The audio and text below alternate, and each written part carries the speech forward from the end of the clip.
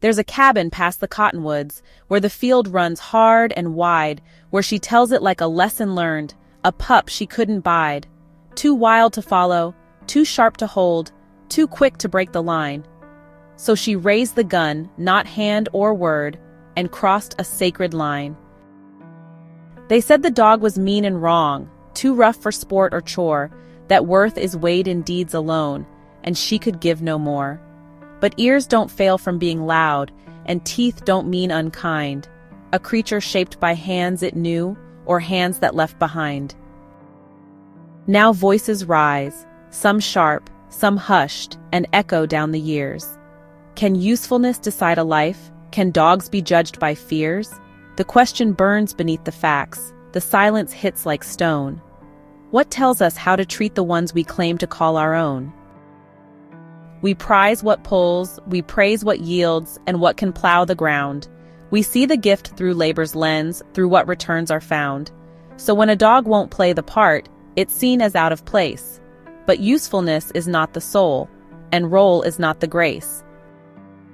She called it useless, wild, unbent, a danger to her way, but never asked what made it so, what path had shaped its stray. We tend to name things as they're not, and miss what they could be.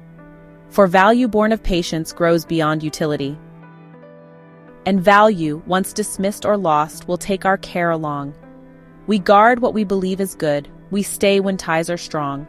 But love that leans on merit falls, and turns when weather shifts. It drops the leash, it shuts the gate, it trades the heart for ifs. She said, it couldn't be reformed, and let her judgment stand. But care withheld at start or end is death in gentle hands. What if we fed with daily grace and saw through failing eyes? We'd find that care creates its worth, not waits till worth complies. A dog becomes through how it's held, through voice, through time, through frame. Through what we teach with steadied hands, not how we curse the name. No creature comes pre-fashioned right, no role is carved in stone, but care unlocks the quiet spark that lets a skill be grown. Her words, they skip what might have been, no leash, no fence, no guide. A pup became a threat too soon, with no one at its side. So care was not the gift she gave, but something that she kept. And in its absence, judgment came, and consequence was wept.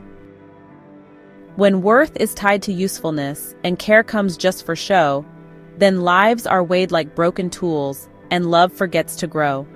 But when we care because we see, not what but who they are, then homes can hold a soul that strays, and grace can reach that far. See how the links can break or bind, how systems shape the end, where shelters fill with failed attempts, where laws can't quite defend, and still the heart must ask itself, what made that pup a loss? The answer lies not in the dog, but in the line we cross. A pet's not here to fit our mold or meet a single need, but rather to be known and seen and trusted, fed and freed. We don't adopt to own or fix, but to explore and learn. And from that space of listening, a deeper bond can burn. So when your pup won't sit or stay or choose what can't be chewed, return to care, return to time, and shift the frame you use. Ask not, what use is this to me? But who is this in truth? For every dog becomes itself through how we tend its youth. The gun was not the first mistake, but just the final one. A failure wrapped in reasons tight, beneath a setting sun. It wasn't just about that dog. It speaks to how we live. Do we demand, or do we tend? Do we take more than give? So let your leash be not a rope, but rather a tethered vow, to know, to meet, to understand, not just to train, but bow. And in that quiet turning heart where usefulness won't start, let care be not the price of worth, but how we learn to part,